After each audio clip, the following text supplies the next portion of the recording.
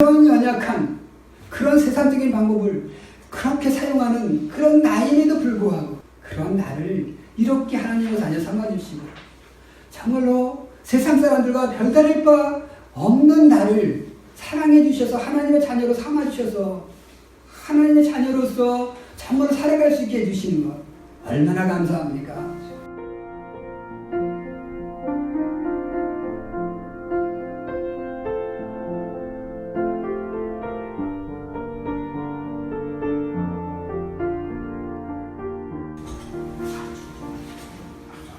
오늘 본문 속에 나오는 요셉은 야곱의 11번째 아들입니다. 특히 이 야곱이 가장 사랑했던 그 라헬, 부인 라헬을 통해서 힘들게 얻은 아들이었기에 더욱 유독히 이 아들을 사랑했죠. 지나치게 아버지의 사랑을 독차지하는 이 요셉을 형들은 미워했습니다. 그런데 오늘 그 요셉이 더욱더 형들에게 미움을 받는 사건이 발생하게 되죠. 자기의 꾼 꿈을 이렇게 이야기하면서 그 형들에게 더욱더 큰 미움을 받게 되고 그래서 그 미움 때문에 그 상인들에게 팔려서 애국으로 종으로 팔려가는 그런 신세가 되어버리고 맙니다. 물론 비록 이제 나중에 애굽에 가서 총리이 대신되어서 자신의 꿈을 이루게 되긴 하지만 정말로 이 요셉을 통해서 우리가 이렇게 보면 정말로 요셉이 정말로 왜 하나님 앞에 감사할 수밖에 없었을까?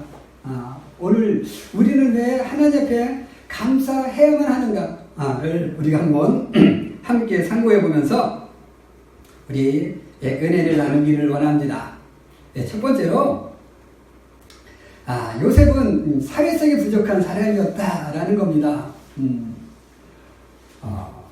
그럼에도 불구하고 하나님이 그를 사랑해 주셨기에 감사할 수밖에 없는 거죠. 우리 그 눈치 코치 없다는 말을 참 많이 합니다. 참 저도 이렇게 보면 우리 애들에게 참 아빠는 눈치 없어 라는 이야기를 종종 들어요. 우리가 눈치 없는 사람, 눈치 없는 사람이 어떤 사람이에요? 이 상황 파악을 잘 못해요. 그죠? 상황 파악을 잘 못한다라는 사실은 뭐냐면 좀 사회성이 부족하다라는 겁니다. 이 사회성이 부족한 사람, 눈치 코치 없는 사람의 특징이 뭐냐? 배려성이 좀 부족합니다. 그러니까 남을 좀 이렇게 배려해야 되는데 자기 입장만 생각하죠. 그 다음에 또 이 눈치 코치 없는 사람의 특징이 또 뭐냐면 자기 기분대로 행동하고 말한다라는 거죠. 그러니까 남이 어떻게 반응하든 그게 아니라 그냥 내가 좋으면 말하고 내 생각대로 이렇게 말을 하는 그런 특징이고요. 그 다음에 또 그럼으로 인해서 뭐예요 또? 세 번째로 특징은 남의 말을 잘 안 듣는다라는 거예요. 아직 내 얘기만 하고 남의 말은 그냥 귓등으로밖에 안 듣죠. 자, 그런데 이 사회성이 부족한 사람, 눈치 코치한 사람의 특징 중에 또 의외성인 게 하나가 뭐냐면 좀 착한 사람들이 많다고 합니다. 그 사람이 이렇게 남의 말 잘 안 듣고 자기 기분대로 말하는 게 이 사람이 나빠서가 아니라 너무 순수해서 그런 행동들을 하는 경우가 참으로 많이 있대요. 물론 사회성이 부족한 사람이 다 착한 건 아니지만 의외로 그 속에 착한 사람이 좀 많다라는 거죠. 자, 오늘 바로 이렇게 이 요셉은 형들이 자기를 미워하는 걸 압니다. 그죠? 그러면 좀 이렇게 말을 조심스럽게 했어야 돼요. 그리고 첫 번째 꿈을 꾸고 그 꿈을 이야기하니까 형들이 더욱 미워했는데 그 다음에 또 꿈을 또 꾸고 나서 뭐 또요? 형들이 정말 자기를 엄청 미워함에도 불구하고 그걸 안에 걸고 또 얘기를 해요. 형들이 어떻게 생각하는지, 형들의 기분은 어떤지 전혀 기분이 상관없습니다. 그저 내 좋은 대로. 내가 이런 꿈 꿔서, 으아! 이러는 거야. 이야기하는. 이렇게 사회성이 부족하고 눈치 코치 없는 그런 요셉이었는데요. 그런 요셉을 하나님께 사랑하시네. 오늘 우리도 어때요? 오늘 우리도 정말 이렇게 지금 사회성 부족하고 정말 눈치코치 없이 그냥 앉을자리 설자리 모르고 그냥 이렇게 말하고 끼어들고 이런 경우 참 많이 있잖아요. 그죠? 그렇게 부족한 우리들입니다. 그런 우리들을 하나님께서 이렇게 하나님의 자녀 삼아주시고 우리를 이 자리에 불러 모아주셔서 정말 하나님의 사람으로 거듭날 수 있도록 우리를 붙잡아 주시니 우리를 인도해 주시니 우리를 지켜주시니 얼마나 감사합니까? 오늘 나의 이런 눈치코치 없는 사회성 부족한 나임에도 하나님은 여전히 나를 사랑하시네. 하나님 앞에 감사하며 살아가는 우리 모두가 될 수 있기를 이 주님의 이름으로 간절히 축원해 드립니다. 아멘. 두 번째로 불의에 대항해서 저항할 용기도 없는 그런 무력한 요셉이었음에도 불구하고 하나님은 그를 사랑해 주셨기에 감사할 수밖에 없는 거예요. 우리 지렁이도 밟으면 꿈틀한다는 말이 있습니다. 지렁이도 밟으면 꿈틀한다는 말이 무엇입니까? 정말 우리 지렁이 가장 하찮은 미물이잖아요. 그렇죠? 그런데요. 그 지렁이도 밟으면 꿈틀합니다. 여기에 담긴 의미는 뭘까요? 이게 무슨 의미일까요? 왜 이 지렁이도 밟으면 꿈틀한다고 얘기했을까요? 네, 그것은요. 아무리 내가 힘없지만 나에게 위험이 가해지면 나에게 위험이 닥쳐오면 내가 비록 죽을지라도 한번 저항해볼 용기를 가져야 한다. 이것이 바로 지렁이도 밟으면 꿈틀한다는 겁니다. 그런데요, 요셉은 어떻습니까? 형들이 자기를 죽이려고 합니다. 그런데 성경을 보면요, 한 번도 형들에게 소리쳐 본 적도 어떤 건지 몰라요. 그죠? 어떤 건지 모르는데 정말로 저항한 흔적이 전혀 보이질 않아요.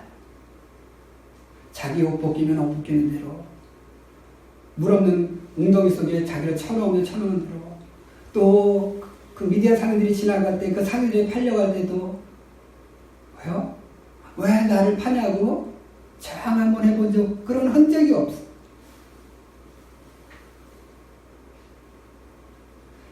정말 형들에게 정말로 나를 좀 한번 용서해달라고, 아니면 나를 좀 봐달라고, 아니면 왜 나를 파냐고 소리쳐보지도 못한 그런 요셉이었어요.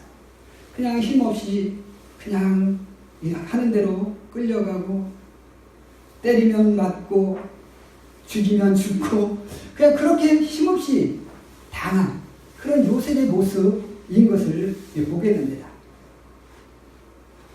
오늘 나의 모습은 어떨까라는 거예요. 오늘 나의 모습은 우리 옛날에만 해도 이런 말이 있었어요. 우리나라 축구 대표팀을 보면 강한 나라한테는 무지 약하고 약한 나라한테도 강하고 이런 게 우리나라 축구 대표팀의 모습이었어요. 우리 한국의 근성 중에서도 그런 게 있습니다. 우리 사람들 근성 중에도 나보다 강한 사람 앞에서는 정말로 찍소리도 못해요. 근데 나보다 약한 사람 앞에서는 뭐요? 정말 한없이 강한, 정말로 잔인할 정도로 강한 그런 모습을 나타내는 게 우리 한국인의 근성 중에 하나. 우리는 약한 자 앞에서 강한 자가 아니라 강한 자 앞에서 강한 자의 모습을 보여야 돼요. 그게 뭐요? 그게 정말로 불의에 저항하는 그런 용기를 가진 자의 모습이다라는 거죠. 그런데 우리는 어때요? 그렇지 못해요. 정말 강한 자들이 큰 소리 칠 때 우리는 그 앞에서 찍소리 못하고 그들이 하는 대로 끌려가고 그럽니다.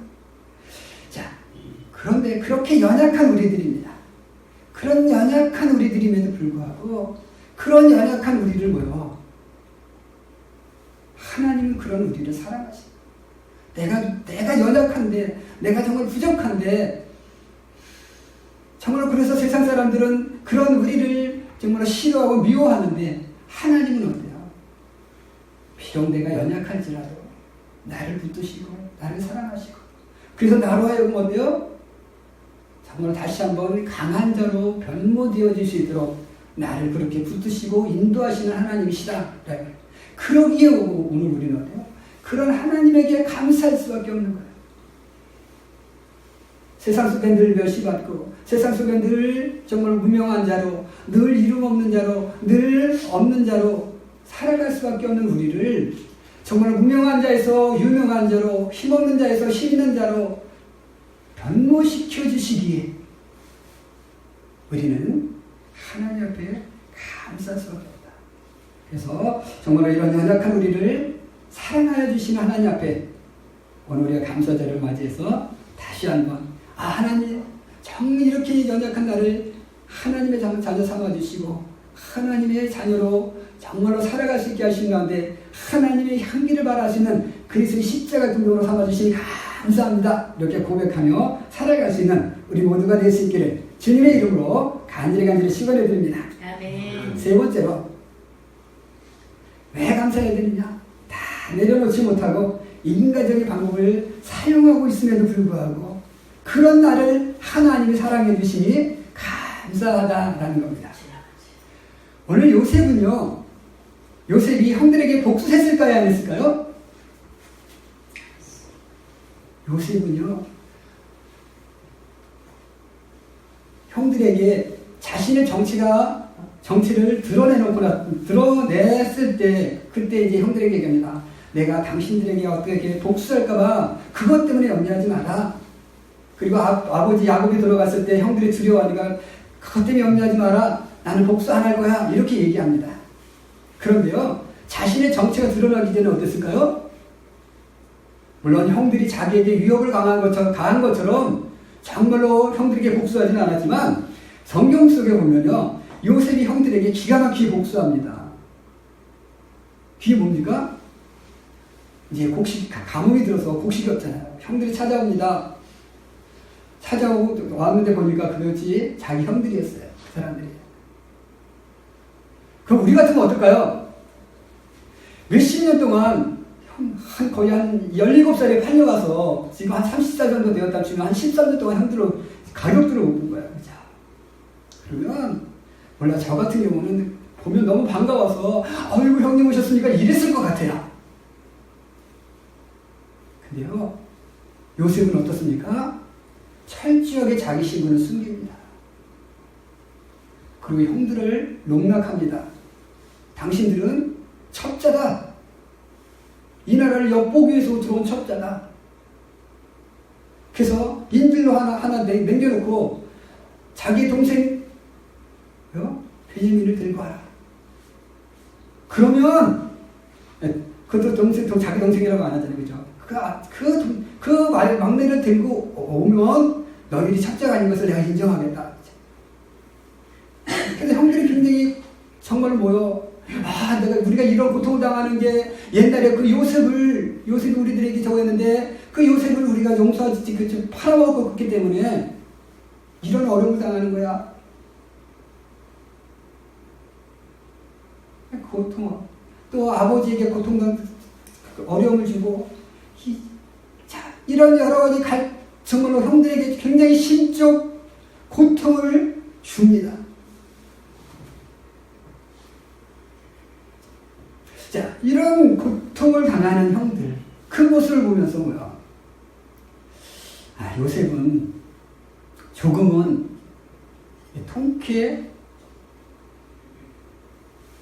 통쾌했을지도 모릅니다. 그런 감정을, 그런 기분을, 내가 드디어 형들에게 이제 그런 모습을 보여주면서 이제 지금 무슨 생각을 했을까요? 이제 나중에 당신들이 내 정체를 알게 되면 내가 옛날에 그 요셉이 아니야. 내가 이런 힘을 가진 사람이야. 내가 이런 능력을 가진 사람이야. 내가 이런 권세를 가진 사람이야. 더 이상 옛날처럼 나한테 까부지 마. 아마 그런 마음을 가졌을지도 모른다. 오늘 우리도 예수님께서는 우리들에게 이런 것이 7번까지라도 정말로 그냥 무조건 용서하라고 말씀하시는데 오늘 우리도 어떻습니까? 우리도 정말 세상 사람들이 나한테 잘못했을 때 어때요? 그냥 용서합니까? 아니라기죠. 눈에는 눈, 이에는 이, 이런 감정을 가지고 우리가 어떤 세상적인 방법을 동원해서 그에게 복수하려고 하고 그에게 정말 안갚음을 하려고 하고 그런 적이 참으로 많이 있다라는 거죠. 그런 연약한 그런 세상적인 방법을 그렇게 사용하는 그런 나임에도 불구하고 오늘 어때요?